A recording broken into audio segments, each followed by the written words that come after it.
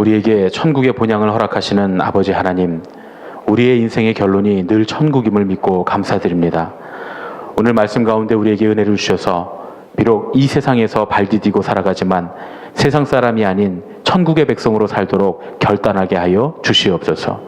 사람의 길과 하나님의 길이 다름을 알게 하여 주시고 하나님의 길로 따라가는 신앙의 삶이 되게 하여 주시옵소서.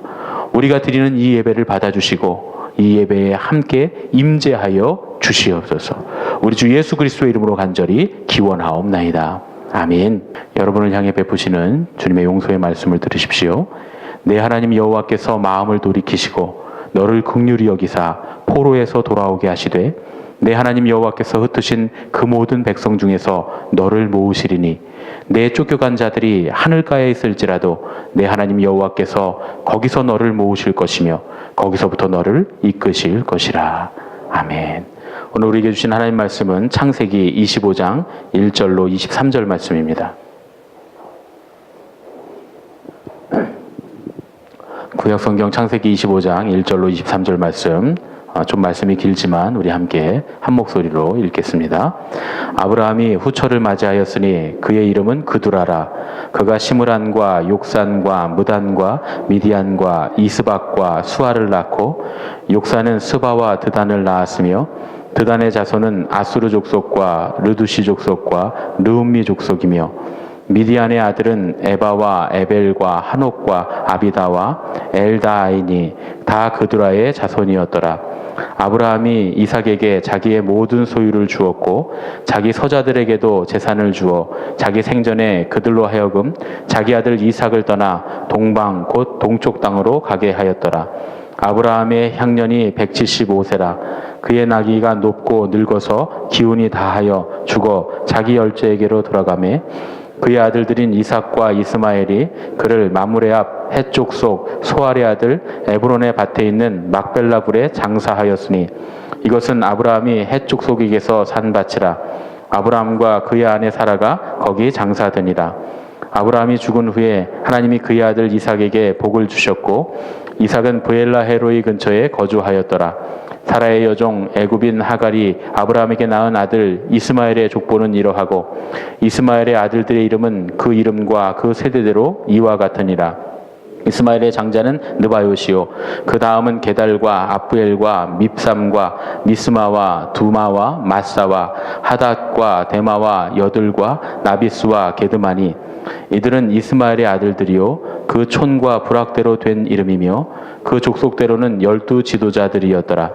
이스마엘은 향년이 137세에 기운이 다하여 죽어 자기 백성에게로 돌아갔고 그 자손들은 하윌라에서부터 아수르로 통하는 애굽 앞 술까지 이르러 그 모든 형제의 맞은편에 거주하였더라. 아브라함의 아들 이삭의 족보는 이러하니라.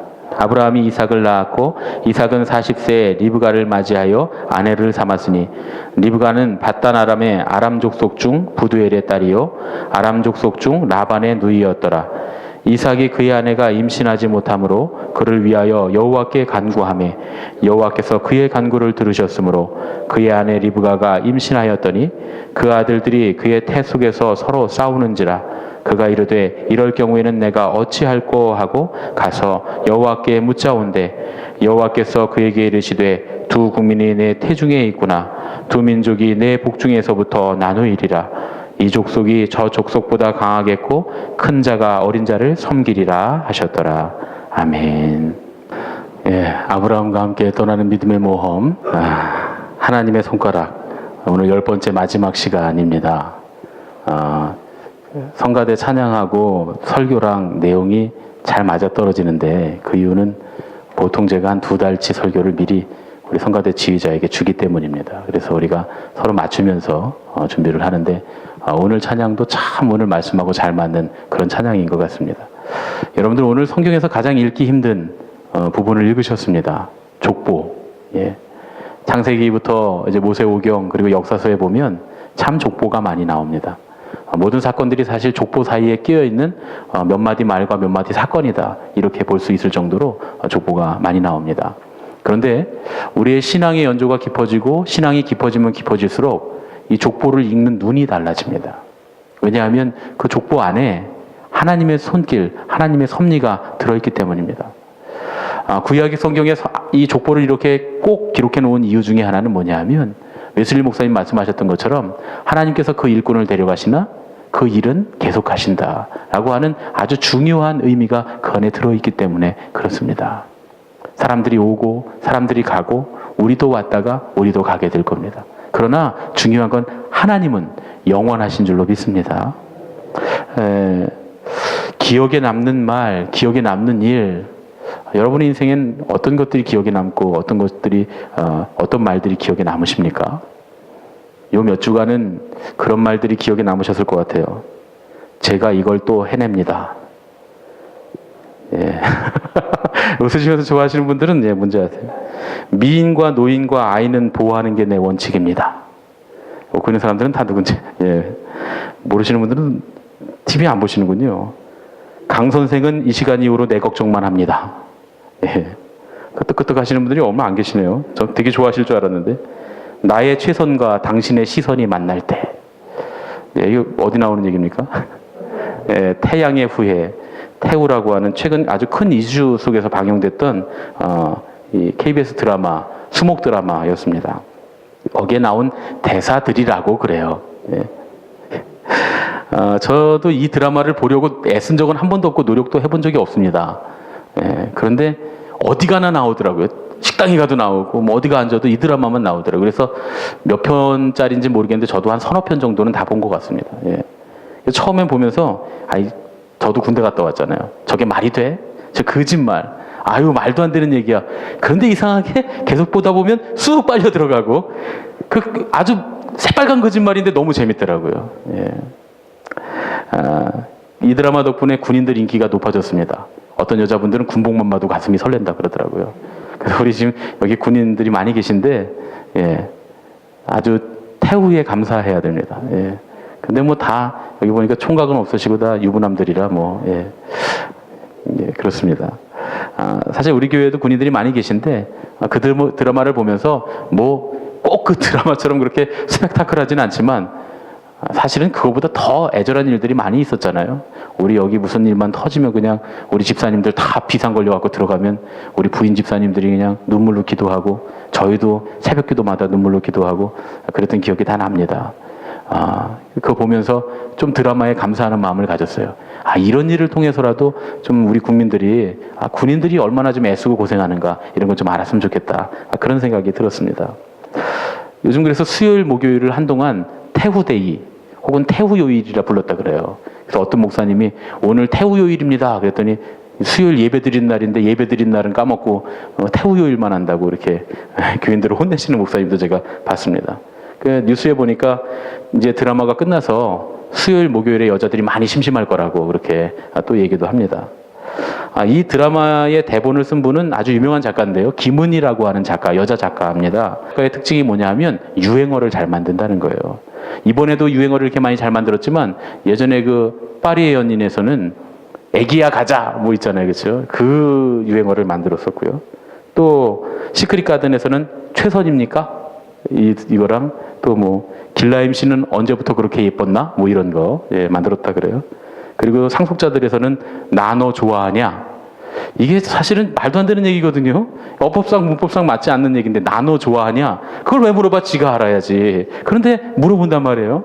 근데 희한한 건 그 대사에 그냥 여자들이 그냥 이렇게 다 녹아버린다는 거죠. 왜 그러냐? 저는 사실 김은희 작가의 드라마는 제가 좋아하는 장르는 절대 아닙니다. 이게 보다 보면 뭔가 이렇게 좀 오그라드는 것 같고 막 닭살이 돋고 그래서 가만히 앉아 보기가 참 어려운 드라마인데 이런 대사들이 하도 유행을 해서 저도 다 들어봤습니다. 이게 뉴스에 나온 걸 쭉 보다 보니까 이거 나도 들어본 대사구나. 이런 드라마가 있었지.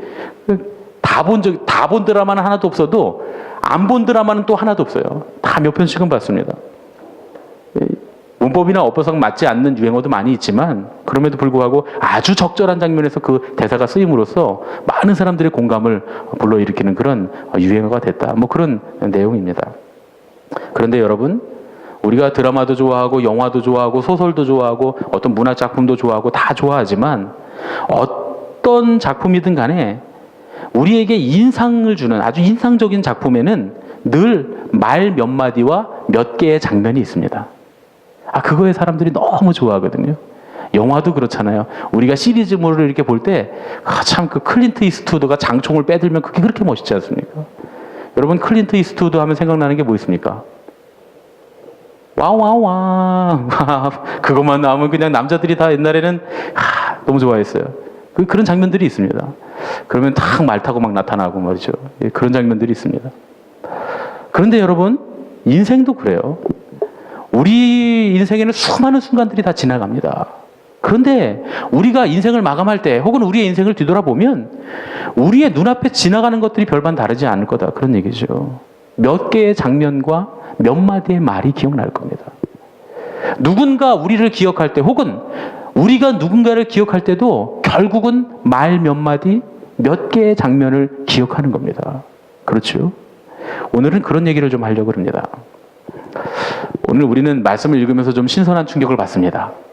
여러분 그러셨겠지만 우리가 처음에 이 하나님의 손가락 시리즈를 시작했을 때 족보를 통해서 우리가 데라와 데라의 가족들의 이야기를 함께 나눴잖아요. 그게 참 생소하고 낯설지 않았습니까?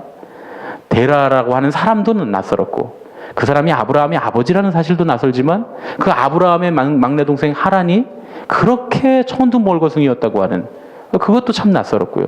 그리고 이 불량한 자식을 낳아왔다라고 하는 것도 그리고 아버지 앞에서 죽어서 그 가정에 큰 근심을 끼쳤다는 것도 또 아브라함이 왜 여동생인 사라랑 결혼할 수밖에 없었는지 그리고 데라는 왜 그 가족들을 데리고 하란으로 자기 고향을 떠날 수밖에 없었는지 또 그럼에도 불구하고 아브라함과 사라와 롯만 하란을 떠나서 가나안으로 오고 데라는 왜 거기 머무르게 됐는지 뭐 이런 이야기들 다 처음 들어본 이야기들이시죠. 그래서 저도 성경을 읽다 보면 이렇게 생소한 부분들이 있습니다. 그런데 오늘도 또 그렇습니다. 오늘 이 말씀도 굉장히 생소하실 거예요. 왜냐하면 140세가 좀 훌쩍 넘은 아브라함이 새장가를 갑니다. 처음 듣는 얘기 같으시죠? 그두라라고 하는 여인과 결혼을 합니다. 그리고 더 기가 막힌 이야기는 아브라함에게 아들이 이스마엘과 이삭 말고도 6명이 더 있다고 하는 거예요. 제가 예전에 이거 갖고 성경 공부할 때 제가 그 학생들을 자주 골려 먹던 게 있습니다. 뭐냐면 물어보는 거예요. 아브라함이 아들이 몇입니까? 그러면 대부분 다 하나요 혹은 둘이요. 왜 하나입니까? 약속의 아들은 하나밖에 없으니까 하나입니다. 왜 둘입니까? 이스마엘도 있잖아요. 둘입니다. 제가 다 땡 그럽니다. 제가 자주 골려 먹는 내용이죠. 아들이 8이나 있었습니다. 그럼 대부분 다 네 하고 놀래요. 제가 아마 오늘도 이 본문을 읽지 않고 여러분들에게 여러분 아브라함의 아들이 몇 명입니까? 물어봤으면 대부분 다 하나나 둘이라고 말씀하셨을 거예요. 솔직히 말해보세요. 그렇죠? 그러시죠? 예, 그렇습니다. 그런데 아브라함의 둘째 부인 그두라라고 하는 여인이 있다고 하는 것과 왠지 느낌이 그두라라고 하는 이름을 들으니까 굉장히 뭐 요염하고 그리고 그냥 여성적 매력이 있고 왠지 막 춤출 것 같은 그런 모습이 느껴지지 않으십니까? 이 이름이 향을 피운다 그런 뜻입니다. 그리고 왠지 좀 아라비아 여인 같은 느낌이 들지 않으십니까? 예, 맞습니다. 정답입니다. 아브라함이 6아들을 낳는데 이 6아들을 이삭하고 싸울까봐 거기 넓은 땅이 아니니까 좁은 땅이니까 서로 다툴까봐 아예 6아들들을 동방으로 재산을 나눠서 보내버립니다. 그래서 이들이 동방에 아라비아의 아주 유명한 족속들의 조상이 됩니다. 보면 뭐 아수르니 뭐 미디안이니 이런 이름들이 나오잖아요. 그래서 그 민족들의 조상들이 다 됩니다. 그래서 우리가 생각할 때 고대 근동에 막 사람들이 싸우잖아요. 서로 싸웁니다. 이스마엘이 우리 조상이냐 이삭이 조상이냐 막 그렇게 싸운다 그래요. 그래도 고대 근동을 아우르는 조상은 딱 한 명입니다. 누굽니까? 아브라함은 근동 지방의 모든 족속들의 조상입니다. 거기에는 아무도 이의를 제기하지 않아요. 예. 모리아산 꼭대기에 뭐가 있습니까? 예루살렘 성전이 있지요. 그런데 그 예루살렘 성전이 있는데 지금 있습니까? 없습니까? 없습니다. 거기는 뭐가 서 있습니까? 이슬람의 모스크가 서 있습니다. 그런데 왜 거기에 이슬람의 모스크가 서 있을까요? 그 모리아산 꼭대기에 하나님의 성전이 여호와의 성전이 서 있었지만 그게 허물어지고 그 위에 이슬람 사람들이 모스크를 세운 이유가 그 위에 그 아들 이삭을 잡으려던 그 아브라함의 그 바위가 있다는 거예요. 그래서 아브라함이 공동조상이기 때문에 무슬림들도 거기를 성지로 봅니다. 전부 다 그래서 근동 지역은 페르시아 지역 뭐 이렇게 다 통틀어도 아수르 지역, 미디안 지역 다 통틀어도 전부 다 아브라함을 조상으로 생각하고 있다. 그런 얘기입니다. 그뿐입니까? 아브라함이 하갈을 통해 낳은 아들 이스마엘도 큰 민족을 이룹니다. 이슬람권에서는 이 이스마엘을 다 자기들의 조상으로 봅니다. 그리고 이스마엘이 오늘 말씀 보니까 12아들을 낳았다 그랬어요. 12아들을 낳을 뿐만 아니라 그 넓은 이집트에서 이 가나안까지 이르는 그 넓은 대지에 아주 편만하게 퍼져서 풍부하게 풍성하게 그 족속들이 그 자손들이 퍼져서 살게 됐다. 거기를 자기 터전으로 삼고 살았다. 그런 말씀을 오늘 우리에게 들려줍니다. 아브라함에게 하나님께서 약속하신 약속이 이루어졌죠. 하나님께서 아브라함에게 창세기 12장에서 약속하셨던 세 가지가 뭡니까? 첫 번째 나는 너의 방패요. 안전을 보호해 주겠다. 그 다음에 너의 상급이니라. 하나님께서 아브라함에게 땅을 기업으로 주시고 자손을 주시겠다라고 하는 것. 그리고 또 한 가지 뭡니까? 너가 복이 되게 하겠다라고 하는 거죠. 복의 근원이 되게 하겠다. 크게 보면 두 가지입니다. 내 이름을 창대하게 하겠다 하시는 것과 또 내가 복이 되게 하겠다. 두 가지입니다. 크게 보면 두 가지로 나눌 수 있습니다. 근데 이름이 창대하게 되는 건 벌써 이루어집니다. 벌써 보세요. 아브라함을 통해서 이미 아브라함의 대에 이루어지지 않을 것 같은데 100세까지는 그 아들 하나, 기껏해 아들 둘, 아무리 좋게 봐야 아들 둘 이루어지지 않을 것 같았는데 결국 아브라함이 죽을 때가 되고 노인이 되고 보니까 다 이루어지는 거예요. 하나님께서 창대하게 하시겠다는 약속을 이루어 주셨습니다. 100세까지도 아들이 없어서 고민했던 아브라함인데 이제는 말 그대로 열국의 아버지가 된 겁니다. 수많은 아랍 민족들의 아버지, 중동 지역 모든 나라들의 아버지가 되도록 하나님이 만들어 주셨다. 시리아, 팔레스틴의 넓은 땅이 모두 다 아브라함의 자손들의 땅이 됐습니다. 하나님께서 이렇게 창대하게 되는 역사로 아브라함에게 역사하셨다. 아브라함을 창대케 하신 하나님께서 우리도 그렇게 하실 줄로 믿습니다. 안 이루어지는 것 같고 안 이루어지는 것 같고 더디 이루어지는 것 같지만 반드시 이루어질 줄로 믿습니다. 그런데 오늘 말씀 보니까 모든 형제들이 다 번창하고 다 잘 되는데 번성하게 되는데 하나님께서는 정작 약속의 아들인 하나님의 구원의 약속을 이루어갈 그 이삭은 어려움을 당하게 하셨다는 거예요. 약속을 받지 못한 이스마엘이나 그두라의 아들들에게는 자식들이 금방금방 태어납니다. 그래서 벌써 얼마나 자식들이 많은지 몰라요. 심지어는 막 손주까지 막 태어납니다. 그런데 이삭과 리브가에게는 아브라함이 가지고 있었던 그 고난과 고민을 그대로 하나님이 물려주십니다. 약속받지 못한 자녀들도 형제들이 막 창대케 되는데 정작 약속을 받은 이삭과 리브가는 아이를 낳지 못하는 그런 어려움을 당하게 됐다. 그런 얘기입니다. 아브라함이 175세에 세상을 떠났다 그랬어요. 아브라함이 몇 세에 이삭을 낳습니까? 100세에 낳았잖아요. 그리고 아브라함이 죽기 전까지 이 이삭은 아이를 못 낳았어요. 그러면 최소한 이삭은 몇 세에 아이들을 낳았다는 얘기죠? 75세가 넘어서 아이를 낳았다는 겁니다. 물론 100세의 아들을 하는 아브라함에 비하면 뭐 또 좋게 말해서 그보다 15년 전인 85세에 이스마엘을 낳았잖아요. 그런 아브라함에 비하면 적게는 10년, 많게는 25년. 그래도 젊게 아이를 낳습니다. 이삭은요. 그렇게 보면 청년이라고 볼 수도 있겠지만 75세가 청년은 아니지 않습니까? 75세까지 자녀가 없고 아이가 없었다고 하는 건 굉장히 괴로운 일이었을 겁니다. 분명히 이 모든 가정에 우리 가문의 대를 이어서 하나님의 유업을 이어가야 되는데 75세까지 자녀가 없었다는 거예요. 그런데 여러분, 바로 이게 하나님께서 약속의 자녀들을 구별하시는 방법입니다. 하나님께서는 육신적으로 창대하게 되는 일도 반드시 이루어 주십니다. 우리는 그것도 받아 누려야 돼요. 그러나 하나님께서 쓰시려고 하는 사람들에게는 인간적인 복을 하나님께서 막 주시지 않는 거예요. 아끼십니다. 왜 그렇습니까? 그것을 통해서 연단하시고 또 하나님의 쓰심에 맞도록 우리를 딱 맞춰서 재단하시기 위해서 그런 거예요. 여러분, 사랑하는 자식에게는 재산을 물려주지 말라 그럽니다.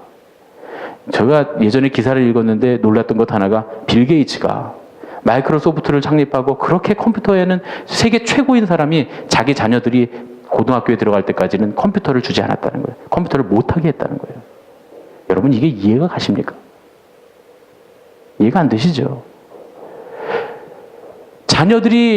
자녀들에게 유산을 많이 남겨서 그들에게 남겨주면 잘 되고 행복하게 살 것 같지만 그렇지 않습니다. 왜 그 세계의 유수의 기업들, 그 유명한 그 유럽이나 그 미주의 기업들, 자산가들이 자녀들에게 조금 물려주고 다 사회에 환원합니까? 그게 진짜로 자녀를 위한 거라는 거예요.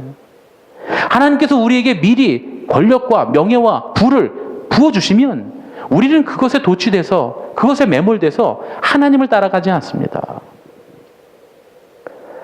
다른 사람들은 하나님께 매달리지 않아도, 하나님께 때를 쓰지 않아도 그냥 대여섯 명씩, 연합 명씩 막 아들을 주십니다. 그런데 하나님께서는 이삭에게는 그렇게 하지 않으셨어요. 하나님 어떻게 하셨습니까? 이삭이 기도하게 만드셨어요. 간구하도록 하셨다는 겁니다. 하나님께서 이삭과 리브가에게 자녀를 더디 주신 이유가 뭐라고요? 기도하게 하려고 그렇게 하셨다는 거예요. 기도해야 됩니다, 여러분. 고난이 있고 문제가 생기면 주님 앞에 와 엎드려 기도해야 됩니다. 기도하라고 할 때 그 말을 들어야 돼요. 그런데 뭐라 그럽니까? 기도하라고 그러면 자꾸 기도하려고 하지 않고 인간적인 방법을 구합니다. 기도하는 것 외에 방법이 없습니다. 왜냐하면 하나님께서 우리를 그렇게 만들어 가시는 거니까요. 다른 자식들은, 다른 사람들은, 다른 형제들은 자식도 막 순탄하게 잘 낳아서 기릅니다. 막 손자까지 막 보고 있습니다. 그런데 그나마 75세가 넘어서죠. 75세가 넘어서 가진 이 리브가의 태중에 쌍둥이가 들어간 거예요. 근데 이 쌍둥이가 편안하게 자라냐? 뱃속에서 두 녀석이 싸우고 난리가 난 겁니다. 여러분, 뱃속에서 아이 둘이 싸우면 저희가 무슨 공설운동장도 아니고 이 뱃속에 무슨 큰 방이 있는 것도 아니고 그 안에 들어있는 두 녀석이 막 싸우면 엄마가 얼마나 괴롭겠습니까? 예. 여러분 임신하신 분들은 다 아시겠지만 또 아이 낳으신 분들 다 아시겠지만 뱃속에 아이가 조금만 돌아다녀도 엄마가 굉장히 힘들잖아요. 그렇죠? 예. 그런데 이 두 녀석이 이 안에서 막 싸운다고 생각해 보세요. 엄마가 괴로워 죽을 지경입니다. 이삭이 뭐라 그럽니까? 이 같으면 내가 어찌할꼬. 하나님, 이거 난 못 살겠습니다. 이렇게 어떻게 삽니까? 야, 이렇게는 죽어도 못 살겠다. 우리말로 하면 그렇게 이삭이 지금 고백하고 있는 거예요. 그래서 하나님께 찾아갑니다. 하나님 묻습니다. 하나님 어떻게 된 일입니까? 하나님 어떻게 해야 됩니까? 그래서 이 쌍둥이가 뱃속에서 부모를 괴롭게 하니까 어쩔 수 없이 또 하나님 의지하게 됐다. 그런 얘기입니다. 여러분, 괴로울 때 하나님 의지해야 됩니다. 하나님 의지하라고 괴로움을 주시는 겁니다. 제가 예전에 우리 아이들 때문에 제 아내가 사놓은 책을 좀 읽은 적이 있습니다. 삐뽀삐뽀 119 소아과라고. 예. 결혼해서 아이 낳으신 분들, 요즘 젊은 사람들은 다 아는 책인데요. 그리고 웬만하면 아이 낳을 집에는 선물로 주는 게 좋은 그런 책입니다. 거기 보니까 재밌는 글이 있었어요. 지금은 그게 이제 무슨 병이었는지 제가 정확히 기억이 안 납니다. 그런데 그때 하여튼 무슨 병이 있는데 그 병에 걸리면 처음에는 병에 걸렸는지 안 걸렸는지도 모른다는 거예요. 그리고 이게 그냥 무슨 장염인지 뭐 감기인지 잘 모른다는 거예요. 예, 뭐 소화불량인지. 그런데 이 병이 조금 심해지면 굉장히 안 좋은 병인데 꼭 병원에 가야 된다는 거예요. 아이의 생명이 위태롭다는 겁니다. 그 제가 생각을 했어요. 아니, 나는 의사도 아닌데 이 병이 심해졌는지 안 심해졌는지 어떻게 하냐 말이죠. 이거 심해지면 죽는다니까 겁이 나는 거예요. 첫 애 주한이 키울 때인데 처음으로 우리가 둘이서 애를 키우는데 얼마나 겁나는 얘기입니까? 그 병이 걸리면 그렇다는데. 그래서 걱정을 하고 고민을 하면서 책을 읽다 보니까 밑에 친절하게 설명을 해놓는 거예요. 혹시나 이 병이 중해지는 게 어떤지, 어떤 상태가 되는지 궁금해하지 말라는 거예요. 걱정하지 말라는 거예요. 이 병이 중해져서 아이가 심각하게 아플 정도가 되면 그렇게 운다는 거예요. 그래서 밤중에 잠을 못 잔다는 거예요. 어쩔 수 없이 애가 너무 울어서 응급실로 가게끔 돼 있다는 거예요. 의사가 그렇게 얘기를 해주는 거예요. 이게 얼마나 기가 막힙니까?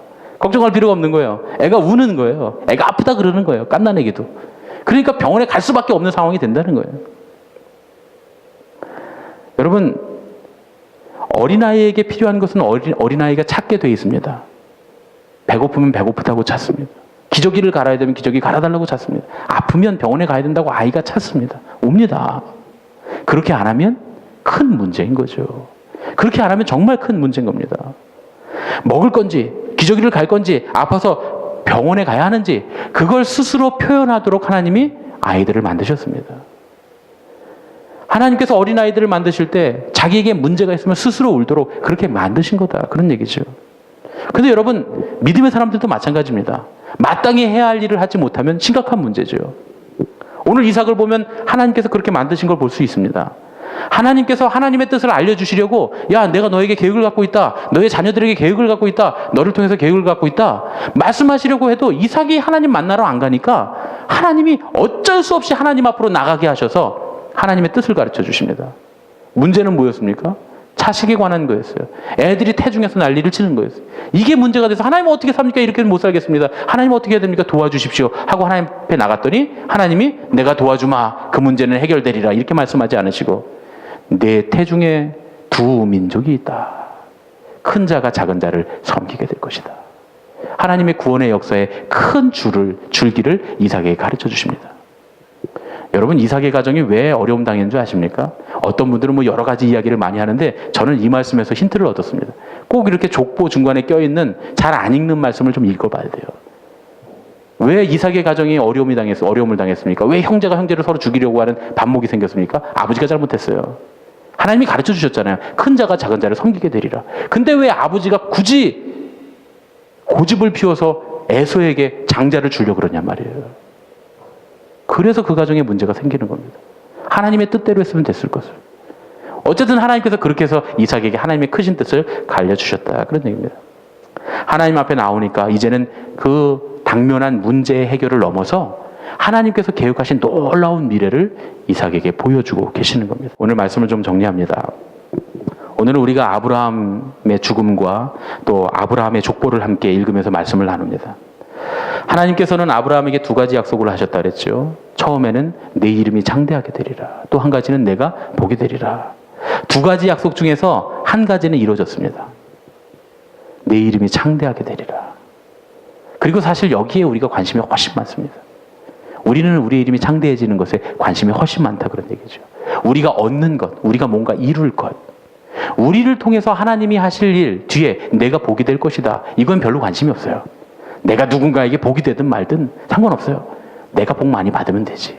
내가 유명해지면 되지. 내가 부자가 되면 되지. 그런 생각 갖고 있습니다. 그런데 중요한 건 하나님은 전자보다 후자에 훨씬 더 관심을 갖고 계시다는 거예요. 하나님께서 그러나 앞에 전자를 우리에게 주시겠다고 약속하십니다. 우리 창대케 되는 거, 우리의 이름이 창대하게 되고 부유하게 되는데 우리 약속을 해주셨어요. 그런데 중요한 사실은 하나님은 그 과정 가운데 시련을 겪게 하십니다. 왜 시련을 겪게 하시느냐? 하나님의 두 번째 약속을 이루게 하기 위해서. 복이 되는 약속, 하나님의 구원의 역사를 이루시기 위해서 우리에게 시련을 주신다. 그래서 그러고 보면 그것이 바로 하나님께서 우리를 구별하시는 방법입니다. 믿음의 사람들에게 시련이 오고 고난이 오고 고비고비 넘어가야 되고 하나님께서 당신의 뜻을 알려주시고 이루어 가시려고 하시는 계획이 그 가운데 숨어 있다. 그런 얘기입니다. 참 우리 교회에 어려운 일이 많았습니다. 처음에도 말씀드렸지만 계속 어려운 일이 있습니다. 사실은 제가 처음 우리 철원만납교회 담임으로 와서 이제 이 3년 반이 넘었는데 이제 4년째가 되고 있는데 한 번도 안 어려웠던 때가 없습니다. 아시죠? 그런데 어려울 때마다 기적이 일어납니다. 하나님께서 놀라운 역사를 보여주십니다. 하나님의 편에 서려고 하면 하나님이 그 편이 되어주시는 역사로 보여주시는 은혜가 계속 있었습니다. 제가 입술이 터지고 뭐 입이 터지고 요즘에 막 코 속에다 헐고 마음을 쉴 시간이 없어요. 지난 우리 당회부터 시작해서 계속 그렇습니다. 계속 일이 일어납니다. 또 사람들이 오고 사람들이 나가고 그런 일들이 계속 교회 안에 일어납니다. 구약성경은 말씀을 하실 때 늘 족보로 시작해서 족보로 끝납니다. 사람들이 오고 사람들이 가고 또 사람들이 가고 사람들이 오고 우리도 오고 우리도 가고. 그런데 중요한 것은 그 오고 가는 속에 하나님의 구원의 역사가 기록되어 있다 그런 얘기죠. 결국 그 족보 가운데 오고 가는 사람 가운데 기록된 말 몇 마디, 사건 몇 가지, 그게 성경의 전부입니다. 그런데 그럼에도 불구하고 그 고비고비 넘어가는 그 사건과 말 몇 마디가 하나님의 구원의 역사와 밀접하게 관련되어 있다. 그런 얘기입니다. 여러분 우리 인생도 마찬가지입니다. 우리 인생은 누구에게나 혹은 나 자신에게도 우리의 인생 가운데 말 몇 마디와 몇 개의 장면으로 기억될 겁니다. 그런데 그 몇 개의 기억이, 몇 개의 말이 좋은 것이기를 바라십니까? 나쁜 것이기를 바라십니까? 세상적이고 세속적인 것이길 바라십니까? 아니면 신앙적인 것이길 바라십니까? 너무 어려운 선택입니까? 만약에 좋은 것이고 신앙적이기를 바란다면 오늘 말씀대로 주님을 의지해야 됩니다. 주님께 나가야 됩니다. 인생의 고비고비마다 주님을 붙들어야 됩니다. 그러면 하나님께서 역사하시고 신앙적으로 만들어주시고 우리의 인생 가운데 우리가 기억하는 우리의 인생뿐만 아니라 우리를 아는 그 누군가가 기억하는 우리의 인생이 신앙적인 장면들과 신앙적인 몇 개의 말로 기억될 줄로 믿습니다. 지지난주 김준환 권사님 가정 또 이번 주 이훈 권사님 가정을 보내면서 참 감사한 게 있어요. 왜냐하면 신앙적인 말과 신앙적인 장면들로 저에게 기억이 됩니다. 할렐루야. 참 섭섭하고 눈물도 나고 가슴도 아프지만 그럼에도 불구하고 참 하나님의 뜻대로 우리가 믿음대로 신앙적으로 서로 기억되겠구나 하는 기쁨이 있는 줄로 믿습니다. 하나님의 사람은 헤어지는 법은 없습니다. 다 다시 만납니다. 천국에서 만나게 될 겁니다. 그런데 우리가 헤어지고 오고 갈 때 과연 신앙적인 모습으로 기억하게 될 것인가? 아니면 세속적인 모습을 기억하게 될 것인가? 그건 우리가 얼만큼 주님을 의지하느냐에 달려있다. 그런 얘기입니다. 오늘 새벽에 우리가 성령님에 관한 이야기를 했습니다. 성령님이 우리에게 평안을 주십니다. 그런데 이 평안은 관계나 혹은 태도의 문제가 아니라는 거예요. 우리가 서로 평안을 누리려면 서로 화해하는 데 비결이 있지 않다는 거예요. 사람과 사람 사이에 우리가 서로 맞추려고 하면 소용이 없다는 거예요. 제가 예전에도 여러분들에게 말씀드렸습니다. 처음부터 말씀드렸습니다. 제가 처음에 목회할 때부터 여러분 목사랑 맞추려고 하지 마시고 하나님하고 맞추십시오. 저도 여러분이랑 맞추려고 하지 않겠습니다. 저도 하나님과 맞추려고 하겠습니다. 왜? 내가 여러분과 다 맞추려면 내가 이 사람하고 맞추면 이 사람하고 떨어지고 이 사람하고 맞추면 이 사람하고 떨어지고 결국은 맞출 수 없는 상태, 어려운 상태가 되고 맙니다. 목사랑 맞추려다가 하나님과 벌어지는 경우가 생깁니다. 그러나 우리 모두가 하나님과 다 맞추면 결국 우리가 똑같이 맞아 떨어지게 돼 있다 그런 얘기죠. 그것이 하나님께서 우리에게 주시는 비결입니다. 주님을 의지하는 겁니다. 우리의 일마다 우리의 사건마다 주님께로 나오고 주님 앞에 엎드리고 주님께 묻고 주님을 의지하면 반드시 아름다운 장면으로 신앙의 말로 기억되는 사람들이 될 줄로 믿습니다. 삶의 고비고비마다 신앙적인 말과 신앙적인 장면으로 기록되시는 인생 되시기를 예수님의 이름으로 축원합니다. 아멘. 우리 옆에 계신 분들과 인사하겠습니다. 신앙적인 기억을 남깁시다. 신앙적인 기억을 남깁시다. 아멘. 사랑의 아버지 하나님, 주님의 은혜를 감사드립니다. 우리를 불러주셔서 주님의 길을 걷게 하시는 줄로 믿습니다. 우리의 결론은 천국입니다. 하나님 나라입니다. 주님께서 그곳까지 이끌어 주실 줄로 믿습니다. 우리에게 좋은 것을 주실 줄로 믿습니다. 아버지, 그러나 우리에게 시시각각 다가오는 모든 문제와 고비고비들이 있습니다. 주님, 그곳에서 주님의 뜻이 나타나게 될 줄로 믿습니다. 그것을 통해서 우리를 재단하시고 만들어 가셔서 과연 주님의 쓰심에 합당한 모습으로 우리를 이루어 주실 줄로 믿습니다. 주님, 그리하여 오직 주님만 의지하는 우리가 되게 하여 주시옵소서. 이제는 우리 주 예수 그리스도의 은혜와 하나님 아버지의 지극하신 사랑과 성령님의 교통하시고 인도하심이 이제 이곳을 떠나 다른 곳에서 또 하나님께서 주실 아름다운 유업을 바라보며 주님께 순종하길 원하는 주님 사랑하는 귀한 종의 가정 위에와 또한 우리 모두 함께 주님께서 원하시는 삶을 살아 우리의 삶의 마지막에 또한 다른 사람들의 기억 속에 신앙의 기억으로 신앙의 말들로 남기 원하는 예수님의 가족들 머리 위에 이제부터 영원까지 함께 하셨기만을 간절히 축원하옵나이다. 아멘.